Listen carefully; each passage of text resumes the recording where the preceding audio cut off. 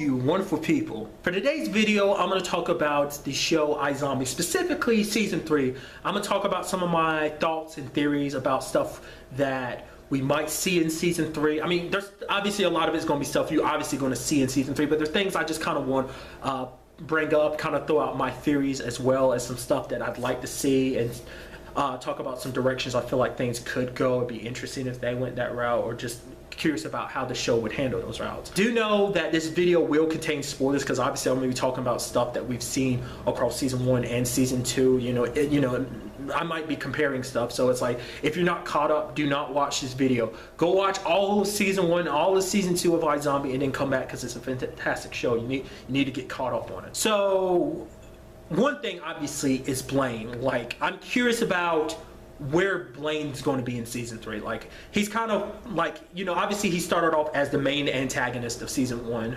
and then he became kind of a side antagonist in season 2, more like of a reluctant ally at one point, but then actually becoming a true ally when he got turned back into a human and ended up losing his memories. Someone had brought it up that I thought was very interesting, that basically Blaine was a good guy out of not really convenience is the word, but just because he felt like it was something he had to do. Like the whole saving Peyton thing in season 2's finale, he only did that because he felt like he was obligated to, because he knew that him and Peyton had a relationship. I'd never thought about that until someone had pointed that out. It's like he didn't do it out of the goodness of his heart, because, you know, even though he doesn't have his memories, you know, it's kind of hard to tell, because Blaine doesn't seem personality-wise the same person he was, but it's like, even if he doesn't have those memories, like, it's kind of one of those things, nature versus nurture type of situation. It's like, if without his memories, will he eventually ever become that guy that we've come to know so far, kind of the bad guy, the killer that we've kind of known so far? Because it seems like he's not, because he's all, but you know, he's sitting there confused about, it's like, oh, did I really do all these things? And it's like, you know, so, you know, maybe without his memories, he's going to be trying to try extra hard not to be the person that he's been in the past. You know, but like I said, maybe that won't be his choice, you know, because maybe his memories will come back too, and that'd be kind of interesting to see what they do with that. Like, will they keep him without his memories, or will his memories also come back? And also a very interesting thing, something I didn't even think about until recently, is will they make him stay a human, or will they turn him back into a zombie again? Because every season it's 3 for 3. Like, basically, we didn't see it, but obviously he started off human and then got turned into a zombie in season 1. I mean, obviously by the time the boat party happened, he was like, you know, he already turned into a zombie and scratched lip. So, but still, nevertheless, then he got turned into, he was turned from a zombie into a human at the end of season 1. And then, you know, in season 2, he starts off human, gets turned back into a zombie, but then takes the cure to turn back into a human. So it's very interesting to see where they'll go with that. Will they keep him human? Will they turn him back into a zombie?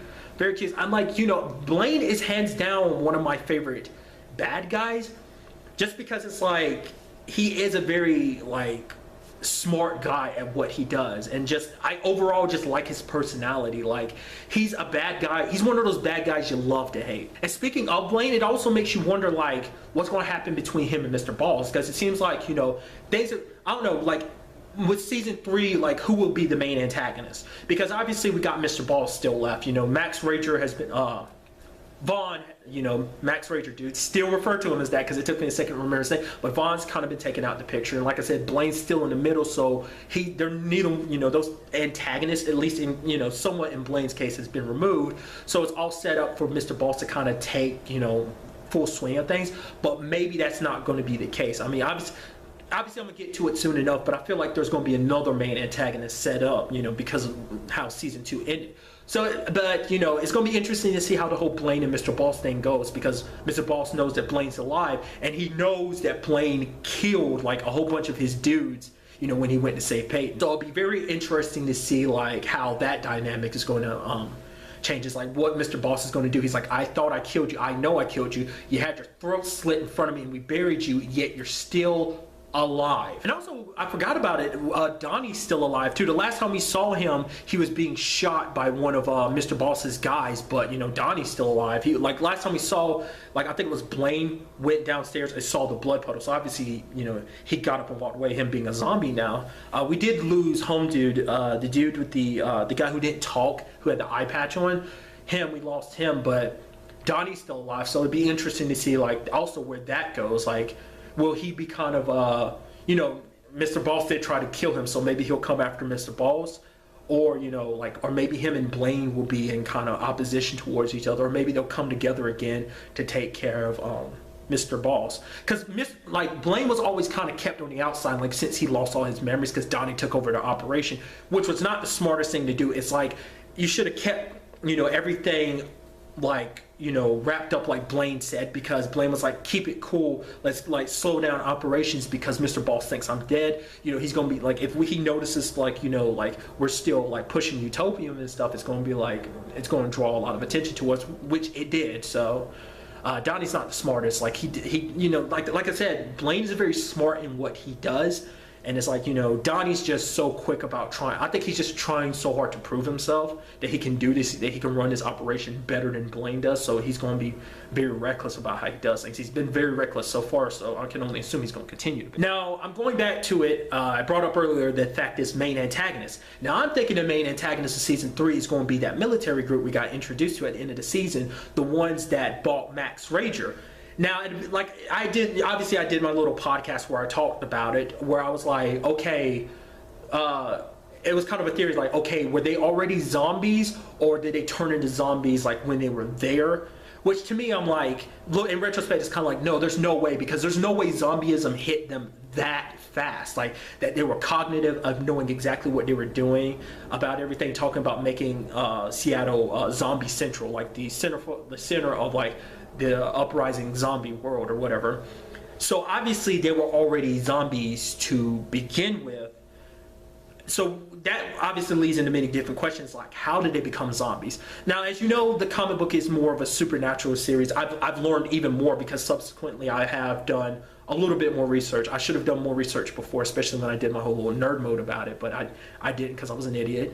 But obviously you have, like I knew there were certain elements, like there being ghosts and there being were-terrier, but that's going to be an interesting thing, like to see, will they integrate that into the show? I don't think they will, because as we all know, the show is more science fictional. It's built a more science fictional approach to everything, including zombies. So it'd be kind of, like I wouldn't have a problem if they found a way to introduce ghosts and were-terriers, added a supernatural element to it, but I feel like it would kind of ruin the world that they've already created, not unless they found a more scientific explanation for ghosts or were-terriers. So like I said, because it would just disrupt the world that the TV show of iZombies already created. So but it would be, like I said, I wouldn't have a problem with it. Like I said, I don't know how they would, you know, bring it into that universe. But getting back to them, it's like the fact is they were zombies, so no matter whatever case they might have become zombies on, like I said, whether it was supernatural, but you know, like I said, with the way the show is, it's probably obviously science fictional way that they became zombies, and it makes you wonder,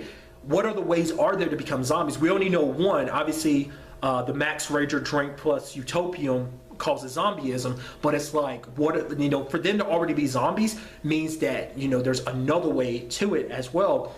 And that's the whole reason why like it kind of makes sense. It's like, okay, that's why they bought Max Rager, because they must have figured out, it's like, oh, we've kind of looked into this because we're a military group, so we've got our resources, so we know that zombies are popping up in Seattle, so there's all these zombies here and there, so it's like, okay, so zombies are being made in Seattle, let's go investigate and find out. It's like, oh, it's utopium plus the Max Rager drink. So it'd be very, I'd like to see like where they'll go with that. Like now that they bought out Max Rager, you know, I feel like the reason I was saying that they're going to be set up as the main antagonist, because I feel like now Liv is going to have to choose. She's going to have to choose between humans and zombies, because I feel like they're going to, that group is going to be like, yo, Liv, you're a zombie, work with us, your zombie brethren and sister, and like, you know, and you know, there'll probably be points where it's like, oh, they seem like good people, they're not doing bad things with their zombieism, but eventually it's like, nope, they're actually,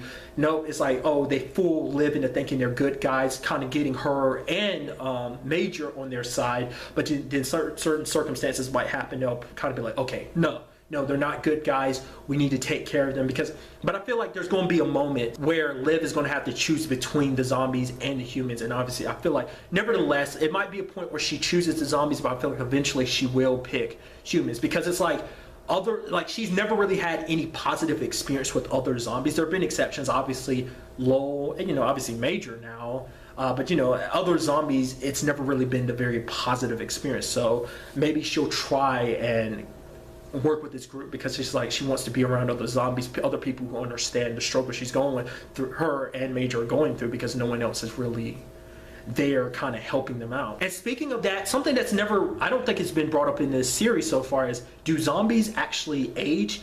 We know what happens to zombies when they don't eat brains, but it's like, if they keep a constant supply of brains in their system, could they like not age? Do they eventually decay? Because zombies' bodies work differently. Like a lot of their functionality is shut down because they are dead.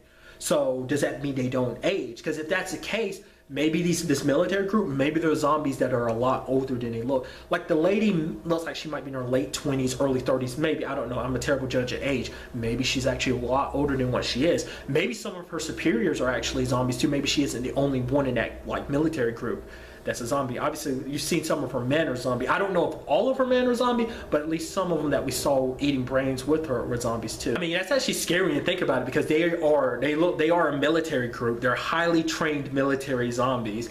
It's like people who don't go down that easy unless you give them headshots. Having the powers of a zombie, like enhanced strength, and not being able to die, like I said, other than a headshot. Very scary. Not the best people to kind of go up against, Also wondering about Clive too. Clive knows about zombies now. He knows about how Liv solves her crimes, so it makes you wonder, like, how's their relationship going to change? Like, now he knows like how she goes about solving crimes. Like, I think maybe we'll get to a point where it's kind of like eventually it'll get to Clive, because he's like, okay, do you really have to go about doing things the way you're doing them? It's like, maybe he at some point just kind of gets a little like pushed away by it. It's like, I don't know if I'm 100% okay with the way you solve crimes, you eating people's brains. It's like, it's not right, eating their brains without their permission. Maybe like, he'll have a change of heart, and it'll kind of cause a rift between him and Liv. Just the challenges of kind of getting readjusted to this whole like new reality that he's become a part of. And also makes you wonder with his FBI girlfriend from the season 2 actually returned as well. Her and Clive kind of split up. I mean, basically Clive kind of ruined her case because he found out about zombies. But it makes you wonder, will he try to remedy that situation by bringing her in on this? Or what? Or will like she not appear? Like, because it's sad, because they really had a nice relationship, because they were trying to figure out this whole thing, but he's kind of keeping her in the dark about it, because I guess he doesn't want her to get caught up in it. It's like Liv had to tell Clive the truth because she needed to get Major out of prison, so that he doesn't go nuts and end up killing the people inside the prison, and possibly making more zombies too. So they need to get him out as quickly as possible before he ended up kind of blowing the lid on like, oh, zombies exist. And we also have that cop, something I threw in the back of my mind also, is the cop. I can never remember his name. I think the actor's name is Enrico. I don't remember his character's name, but Enrico, he's the actor who plays Elias on Person of Interest. Remember, he's the narcotics cop that Drake worked for, that like his handler / superior officer. That guy, he made a threat to Clive saying like, oh, because Clive kind of didn't believe him about like, oh, like I was like, oh, I didn't kill this kid, it was someone else. But it's just like, he was like, okay, be the way you are, Clive. Maybe there'll be one point in time where you call for like help, and help will kind of come to you slower. Basically saying like, he'll make sure that help doesn't come for Clive, and even if it does, he's going to try and make it so that it happens after. He basically threatened Clive, so I feel like he's set up as kind of an antagonist in season 3. I'm sure he's going to make his appearances. I'm just curious in what state or like shape or form is he going to come back, and in like under what circumstances. I'm also curious to see what we do with Major. Like, we got a little taste of Major as a zombie this past season, which it's weird because it's so weird seeing him also do the whole Liv thing when he eats brains, getting that person's personality. And it's so, because something a lot of people said is the fact is that Liv has always been a sponge. We've gotten very little experience of getting to know Liv. There was that case when she ate that college student's brain who was basically very type A, it was Peyton commenting on the fact that, oh, this is actually a little bit more like you. So that was kind of a taste of getting to know Liv, and a little bit of her we saw, you know, before she became a zombie at the beginning. She was always a sponge. But Major, we've come to know Major these past 2 seasons, get to learn his personality, kind of like that kind of fun-loving, handsome, like, oh, you're too handsome to be as awesome as you are type of personality, you know, person of such personality he has. So it's weird kind of seeing that personality that we've come to know so well get overwritten by other people's personalities. And it'd be very interesting to see, like, where him and Liv stand, because Liv kept him at a distance because it was like, okay, I love you and everything. We were going to get married, obviously, because she kept him in the dark about the whole zombie thing. Eventually, he wanted to kind of just go, no, it's okay, we can make this work. But she's like, we're 2 different worlds. You're a human, I'm a zombie, it'll never work. Well, full-on zombie now, so it makes you wonder, will that work? Granted, Drake, you know, the whole situation with Drake, you know, she would probably be super reluctant to go into another relationship. She's probably going to kind of put her love life on hold for a while. I mean, it's just like, it's been one bad thing after another. First it was Lowell, now it's Drake. She might be even afraid that, like, you know, with this, like, the way things are, she's like, maybe Major will end up dead too, and she doesn't want, you know, obviously doesn't want that, so maybe that would be the case. And speaking of relationships, there's also the whole Ravi and Peyton thing. I've mentioned, like I said, I've talked about it in my podcast thing, but, like, I also brought that up. It's like, that'd be interesting to see where that goes too, because as we saw, like, Ravi showed up and wanted to save Peyton, because he was the one that kind of dragged Blaine to, like, Mr. Boss's place to save her. But, you know, because Ravi wanted to go in, but Blaine went in there and kind of took care of business. Like, I mean, pretty badass, like, way of doing it. He took everybody out by himself, and, you know, he was there to comfort Peyton, you know, do it. And then Ravi kind of shows up at the last minute and sees that. Now, him and Peyton were kind of getting to the point, like, they were kind of reconnecting, but at the same time, it's like, okay, Blaine is there too. Now, she found out who Blaine was, but now, you know, because of the whole missing memory things, maybe she'll reconnect with him. Because prior to knowing about, like, him necessarily being the bad guy that he was, she thinking, like, oh, he's just someone that worked with Mr. Boss. It turned his life around, became a businessman. Obviously, that being all crap. You know, she actually fell for him. She liked his personality. She just liked him as a person. And so maybe those sparks will kind of rekindle themselves. And it would be, like, very interesting to see, like, kind of a where things stand with them, because it would kind of become like a love triangle situation. You know, Ravi trying his best to, like, keep Peyton as far away from Blaine as possible, just be like, yo, you're bad for her, you're just going to get her hurt because, you know, Mr. Boss is going to be coming after you, and you're going to get her in the crossfires again. So I don't know, and maybe Peyton might find herself in a situation where she does actually start, you know, developing serious feelings for Blaine. I'm very curious, like, that's a love triangle I'm very invested in learning about.